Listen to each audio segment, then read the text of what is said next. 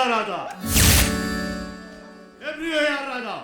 ମାତ୍ର କେଇଟା ମାସ ଭିତରେ ମୋର ଦୁଇଟା ଆସିଷ୍ଟାଣ୍ଟକୁ ସ୍ପଷ୍ଟ ଦିବା ଆଲୋକରେ ମର୍ଡର କରାଗଲା କ'ଣ କରିଛି ତମର ସେ ପୋଲିସ ଡିପାର୍ଟମେଣ୍ଟ ଜବାବ ଦିଅ ସବ୍ ଇନ୍ସପେକ୍ଟର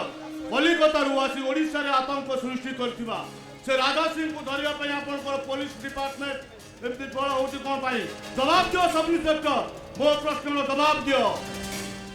तुरंत नहीं होकर सीबीआई যেতବେଳେ কেস কো টেক অফ করছি রাজা যে খুব শীঘ্র আরেস্ট হবে বিশ্বাস মোর আছে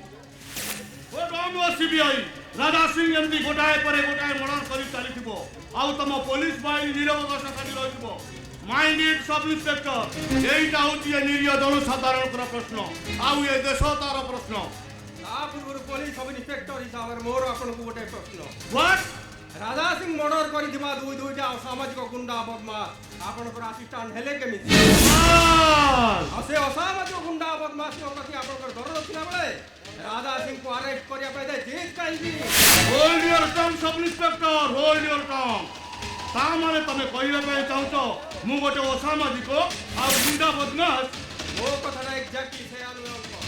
ଆପଣ ମୋ ବାପାଙ୍କ ବନ୍ଧୁ ହିସାବରେ ମୁଁ ଆପଣଙ୍କୁ ବହୁତ ସମ୍ମାନ କରେ ସେଇଥିଲାଗି କିନ୍ତୁ ଆପଣଙ୍କର ଯୋଉଭଳି ଆଚରଣ ନା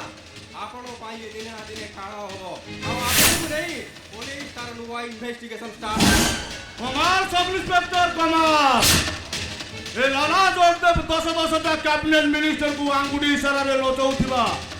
ଏ ଲାଲା ଜଗଦେବର ଫର୍ଦର ଯଦି କିଛି ହେଇଯାଏ ସେ ତମ ପୋଲିସ ଡିପାର୍ଟମେଣ୍ଟକୁ କମାଲ କରିଦେବ କମାଲ but mind it sub inspector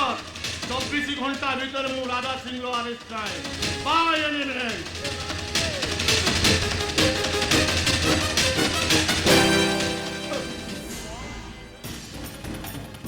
ଅଦ୍ରତାର ମୁଖା ପିନ୍ଧି ସମାଜ ଆଗରେ ନିର୍ଲଜ ଅଭିନୟ କରୁଥିବା ଏ ଶୈତାନ ଗୁଡାକୁ ହଟେଇ ଦେଇ ତୁ ହୁଏତ ଠିକ କରିଛୁ ରାଜା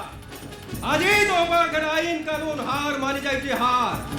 ତୁ ଦୌଡ଼ି ଥା ନା କାହିଁକି ରାଜା तो मनीष पड़िया को सब इन्स्पेक्टर विजय चौधरी आज सालुट करुची सालुट